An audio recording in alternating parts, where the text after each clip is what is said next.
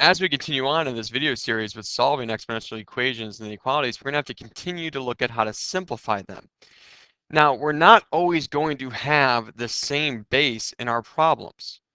And so what we're going to have to do is we're going to have to create the same base and sometimes. And this is where knowing your certain powers of numbers are really important. Is if I want to convert an 8 to a base of 2, that means, how do I write 8 so it has a power of 2?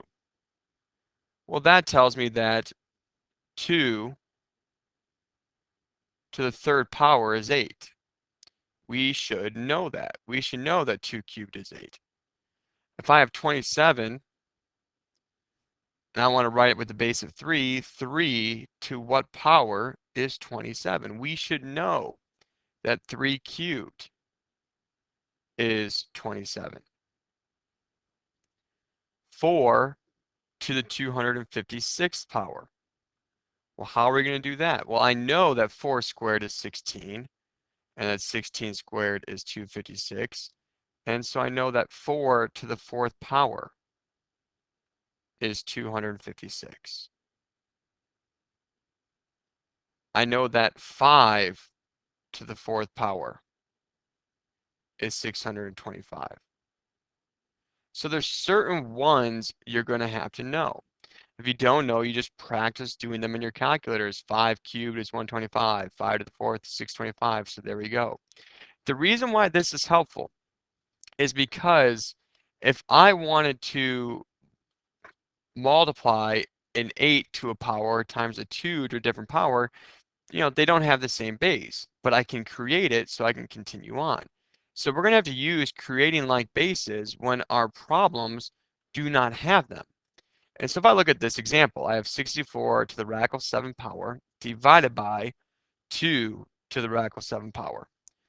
Well, I don't have the same base. You may think, well, I can't do anything about it. But I know that 64 is really 2 to the 6th power.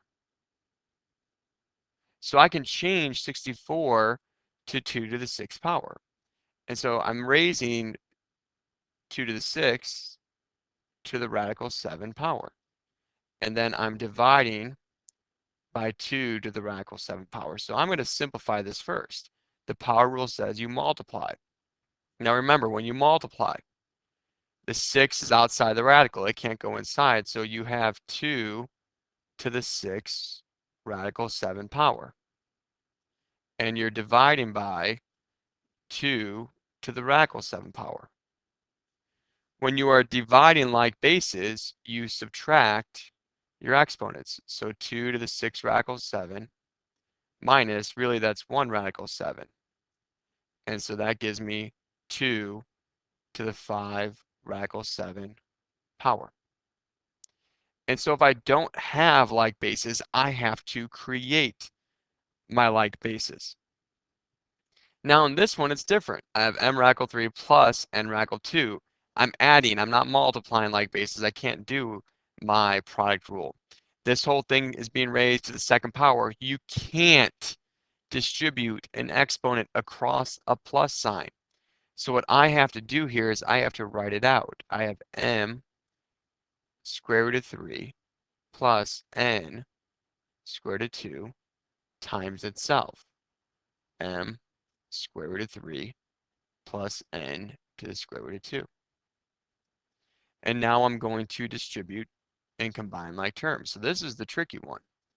When I distribute m to the radical 3 power to the m to the radical 3 power, well, you're multiplying m radical 3. I'm going to show it this time. Times m to the radical 3. Well, since I'm multiplying like bases, I add my exponents. So that's the 2 radical 3 power. When I take m to the radical 3 power and I multiply by n to the radical 2 power, I'm going to get my m radical 3 times my n to the radical 2.